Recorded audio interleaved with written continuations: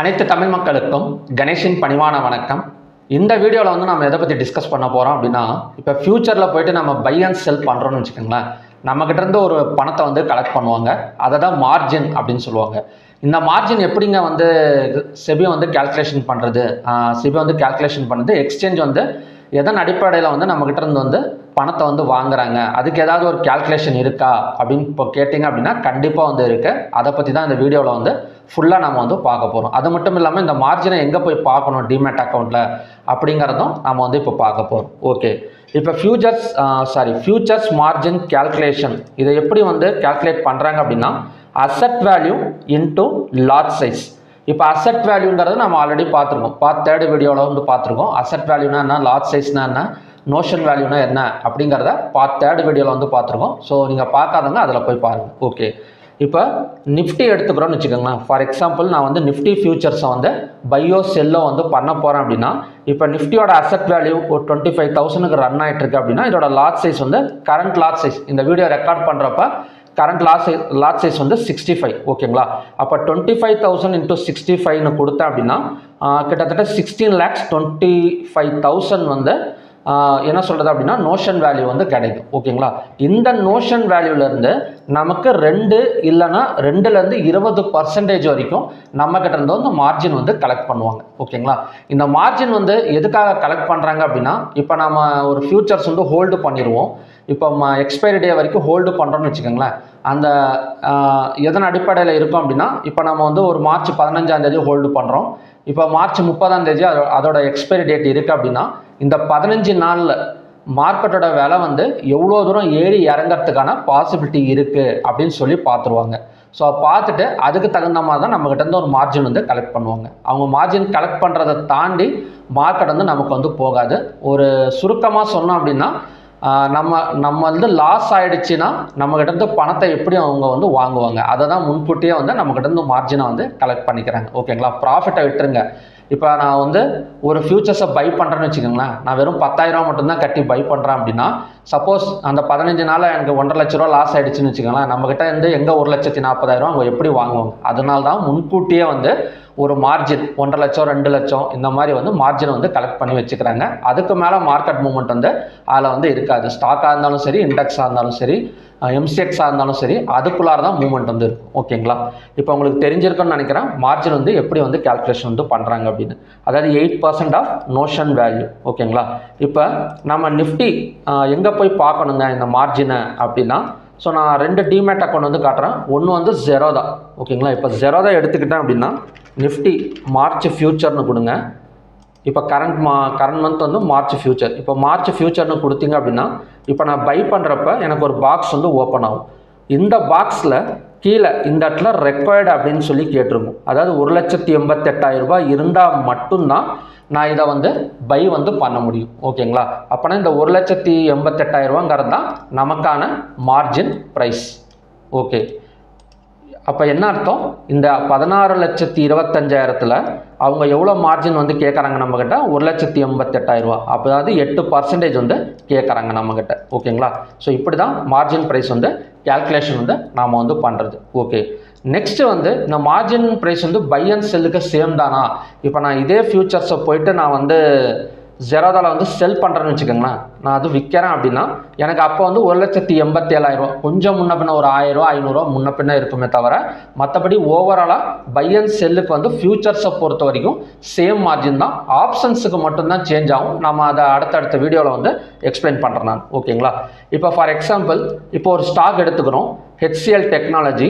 அதோட spot price or asset value இப்போ மார்க்கெட்டில் ரன் ஆகிட்டு இருக்கிற ப்ரைஸ் வந்து 1,400 ரூபாய்க்கு ரன் ஆகிட்டு இருக்குன்னு வச்சுக்கோங்களேன். ஃபியூச்சர்ஸை நம்ம எப்படி வந்து பை செல் பண்ணுவோம், லாட் சைஸை பொறுத்து தான்.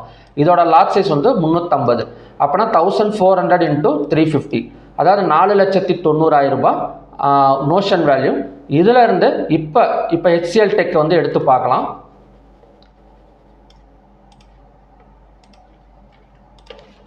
இப்போ வந்து HCL டெக் எடுத்துக்கலாம். இது மார்ச் ஃபியூச்சர் தான். இப்போ மார்ச் ஃபியூச்சர் எடுத்து பார்த்தோம் அப்படின்னா, இப்போ நான் இதை வந்து செல் பண்ண போகிறேன்னு வச்சுக்கோங்களேன். எங்கிட்ட எவ்வளோ கேட்குறாங்க? 85,590 ரூபாய் வந்து கேட்குறாங்க. ஓகேங்களா, அப்போ என்ன அர்த்தம், எங்கிட்ட 17% இந்த நோஷன் வேல்யூவில் இருந்து 17% நான் கட்டினா தான் நான் வந்து செல்லிங் வந்து பண்ண முடியும். ஸோ இப்படி தான் பார்த்தீங்க அப்படின்னா ஃபியூச்சர்ஸில் வந்து மார்ஜினை வந்து கேல்குலேஷன் வந்து பண்ணுவாங்க. ஓகே, நீங்கள் ஒரு டவுட் கேட்கலாம், ஏங்க இந்த இடத்துல வந்து 8% தான் வாங்குறாங்க, பட் HCL டெக்னாலஜியில் 17% வந்து வாங்குறாங்க, இது ஏன் இந்த மாதிரி டிஃபர் ஆகுது, இதுக்கு என்ன காரணம் அப்படின்னா அடுத்தது நம்ம அதை தான் பார்க்க போகிறோம். ஓகேங்களா, இப்போ spam margin and exposure margin அப்படிங்கிற 2 மார்ஜின் வந்து இருக்குது. இந்த ஸ்பேம் மார்ஜினுங்கிறது என்னன்னா மினிமம் மார்ஜின் பை எக்ஸ்சேஞ்ச். இப்போ நம்மகிட்ட இருந்து வந்து ஒரு மினிமம் மார்ஜினை கம்பல்சரியாக வந்து வாங்கிக்குவாங்க. அதாவது மார்க்கெட்டோட மூவ்மெண்ட் இதை பொறுத்து, அதை வாலட்டிலிட்டியை பொறுத்து. இப்போ ஒரு ஸ்ட்ரைக் ப்ரைஸ் வந்து 100 ரூபாய் இருக்குன்னு வச்சுக்கோங்களேன், அவங்களுக்கே தெரியும் இந்த ஸ்ட்ரைக் ப்ரைஸுங்கிறது ஒன்று 130 ரூபாய்க்கு போகும், இல்லைன்னா 70 ரூபாய்க்கு வரைக்கும் கீழே இறங்கும். ஸோ அதுக்கு தகுந்த மாதிரி மார்ஜினை வந்து நம்மகிட்ட இருந்து ஒரு அமௌண்ட் வச்சு கலெக்ட் பண்ணி அவங்க வந்து இது பண்ணிக்குவாங்க. ஓகேங்களா, இந்த எக்ஸ்போசர் மார்ஜினை வந்து increase margin high price movement. இப்போ 100 ரூபாய் ஸ்ட்ரைக் ப்ரைஸ் திடீர்னு பார்த்தீங்க அப்படின்னா 150க்கும் 60க்கும் அதிக அளவில் போயிட்டு வருதுன்னு வச்சுக்கோங்களேன். அப்போ என்ன அர்த்தம், அந்த டைமில் மார்ஜினை வந்து இன்க்ரீஸ் பண்ணிடுவாங்க. ஏன் இன்க்ரீஸ் பண்ணுறாங்கன்னு இப்போ தான் சொன்னேன். சப்போஸ் ஏதாவது லாஸ் ஆகிடுச்சு அப்படின்னா நம்மகிட்ட இருந்து அமௌண்ட் வந்து அவங்க எப்படி வாங்குவாங்க, இந்த மார்ஜின் மூலியமாக தான் வாங்கிக்குவாங்க. ஓகேங்களா, ப்ராஃபிட்டை விட லாஸ் தான் பார்ப்பாங்க, அதுக்கு தான் நம்மகிட்ட இருந்து மார்ஜின் வந்து நாம் வந்து பே பண்ணுறோம். ஓகே, அதனால தான் இந்த மாதிரி பெரிய அளவில் ப்ரைஸ் மூவ்மெண்ட் நடக்கிறப்ப அந்த டைமில் வந்து மார்ஜினை இன்க்ரீஸ் பண்ணிடுவாங்க. இன்க்ரீஸ் பண்ணுறதோ டிக்ரீஸ் பண்ணுறதோ இதெல்லாம் பார்த்திங்க அப்படின்னா ப்ரைஸ் மூவ்மெண்ட்டை பொறுத்து தான். இந்த ஸ்பேம் மார்ஜினுங்கிறது அதாவது என்ன சொல்கிறேன்னா ஃபிக்ஸட் மார்ஜின். ஓகேங்களா, இந்த எக்ஸ்போசர் மார்ஜினுங்கிறத ப்ரைஸ் மூவ்மெண்ட்டுக்கு தகுந்த மாதிரி இன்க்ரீஸ் பண்ணுவாங்க. அப்போ நமக்கு இனிஷியல் மார்ஜின் எப்படி வரும், ஸ்பேம் மார்ஜின் ப்ளஸ் எக்ஸ்போர் மார்ஜின், இந்த ரெண்டும் சேர்ந்தது தான் நமக்கு வந்து இனிஷியல் மார்ஜினாக வரும். ஸோ அதனால தான் ஒவ்வொரு ஸ்டாக் ப்ரைஸுக்கு மூவ்மெண்ட்டுக்கு தகுந்த மாதிரி நம்மக்கிட்ட இருந்த வந்து மார்ஜினை வந்து கலெக்ட் பண்ணிக்கிறாங்க. ஓகேங்களா, அதாவது மார்ஜின் ப்ரைஸ் இந்த நோஷன் வேல்யூவோட பர்சன்டேஜ் வந்து அதிகமாக இருந்தது அப்படின்னா என்ன அர்த்தம் அப்படின்னா அதோட வாலட்டிலிட்டி வந்து கொஞ்சம் அதிகமாக இருக்குது, அதனால தான் நம்மக்கிட்ட வந்து அதிகமான மார்ஜின் வந்து 17% வரைக்கும் கலெக்ட் பண்ணிக்கிறாங்க. இதே ஒரு சில இடத்துலலாம் பார்த்தீங்கன்னா 5% மட்டும்தான் கலெக்ட் பண்ணுவாங்க. அப்போ என்ன அர்த்தம் அப்படின்னா அந்த ஸ்டாக்கோ இண்டெக்ஸோ பார்த்தீங்க அப்படின்னா பெரிய அளவில் மூவ்மெண்ட் இருக்காது, ஒரே இடத்துல போயிட்டோ சைட்வேஸ் எல்லாம் நடந்துட்டு இருக்கும். அந்த ஸ்டாக் ப்ரைஸ் பெரிய அளவில் மூவ்மெண்ட் இல்லாதனால தான் நம்மக்கிட்ட வந்து கம்மியான மார்ஜின் இருந்தாலே போதும் அப்படின்னு சொல்லி செபி வந்து அதுக்கான மார்ஜினை வந்து குறைச்சிக்குவாங்க. ஓகேங்களா, இப்படி தான் பார்த்தீங்க அப்படின்னா நமக்கு வந்து மார்ஜின் வந்து கேல்குலேஷன் வந்து பண்ணுறாங்க. இது வந்து ஆப்ஷன்ஸுக்கு டிஃபர் ஆகுமா அப்படின்னு கேட்டிங்கன்னா கண்டிப்பாக ஆகும். அதனால தான் ஃபியூச்சர்ஸுக்கு தனியாக மார்ஜின் கேல்குலேஷன் சொல்லி ஒரு வீடியோ போட்டிருக்கேன், ஆப்ஷன்ஸுக்கு தனியாக வந்து போடுறேன். ஓகேங்களா, இப்போ இதை எப்படி பார்க்கணுங்கிறத நம்ம கண்டுபிடிச்சிட்டோம். அதாவது நம்ம எல்லா இதுக்குமே போய் பார்த்துக்கலாம் இந்த மார்ஜின் எப்படி எடுத்துக்கணும். ஃபார் எக்ஸாம்பிள் இப்போ நம்ம வந்து ஒரு க்ரூட் ஆயிலுக்கு பார்க்குறோன்னு வச்சுக்கோங்களேன். இப்போ க்ரூட் ஆயில் மார்ச் ஃபியூச்சர்னு செலக்ட் பண்ணிக்கோங்க. க்ரூட் ஆயில் மார்ச் ஃபியூச்சர்னு செலக்ட் பண்ணிவிட்டு இப்போ இதில் பை கொடுத்தீங்க அப்படின்னா நமக்கு இந்த இடத்துல க்ரூட் ஆயில் மார்ஜின் வந்து எவ்வளோ கேட்குறாங்க, 2,07,171 ரூபா. இப்போ க்ரூட் ஆயிலோட லார்ஜ் சைஸ் வந்து 100 ரூபா. ஓகேங்களா, க்ரூட் ஆயிலோட லார்ஜ் சைஸ் வந்து இதுக்கு நம்ம பை பண்ணோம் அப்படின்னா 100 ரூபா. நம்ம கிட்ட வந்து 2 லட்சம் ரூபாய் கேட்குறாங்க. அப்போ என்ன அர்த்தம் அப்படின்னா இப்போ நான் இதோட எக்ஸ்பைரி டேட் எப்படி பார்க்குறது அப்படின்னு முன்னாடி வீடியோவில் போட்டிருக்கேன். ஸோ அதுவும் போய் வாட்ச் பண்ணி பாருங்கள். இப்போ இதோட எக்ஸ்பைரி டே வந்து 19/3/2026. ஓகேங்களா, ஸோ நான் இப்போ வந்து ஹோல்டு பண்ணுற ஒரு 1 மந்த்துக்கு அப்படின்னா இந்த ப்ரைஸ் மூவ்மெண்ட் எவ்வளோ தூரம் போகும்னு சொல்லி அவங்க வந்து கணிச்சிருக்காங்க அப்படின்னா ஸோ ரொம்ப ஈஸி. இப்போ நம்மகிட்ட 2 லட்சம் ரூபாய் கேட்குறாங்க, இதோட லார்ஜ் சைஸ் வந்து 100 டிவைடட் பை 100ன்னு கொடுத்தோம் அப்படின்னா இந்த மார்ச் ஃபியூச்சர் வந்து அதிகபட்சமாக 2000 பாயிண்ட் மேலே போகலாம், இல்லைன்னா 2000 பாயிண்ட் கீழே இறங்கலாம். ஓகேங்களா, இப்போ உங்களுக்கு புரிஞ்சிடுச்சிங்களா எப்படி வந்து அவங்க வந்து கேல்குலேஷன் வந்து பண்ணுறாங்க அப்படின்னு. இதே ஃபார் எக்ஸாம்பிள் ஒரு HDFC ஸ்டாக் எடுத்துக்கிறேன். இப்போ HDFC bank future March future எடுத்துக்கிறேன். இதில் வந்து பார்த்தீங்க அப்படின்னா HDFCக்கு வந்து லார்ஜ் சைஸ் எவ்வளோ 550. இப்போ நான் இதை பை பண்ணுறப்ப இதுக்கு என்கிட்ட எவ்வளோ மார்ஜின் வந்து கேட்குறாங்க, 88,000 ரூபாய் கேட்குறாங்க. அப்போனா இந்த இடத்துல பார்த்தீங்கன்னாலே உங்களுக்கு வந்து லார்ஜ் சைஸ் கொடுத்துருப்பாங்க 550 அப்படின்னு. அப்போனா இதை கேல்குலேட்டரில் எடுத்துக்கோங்க.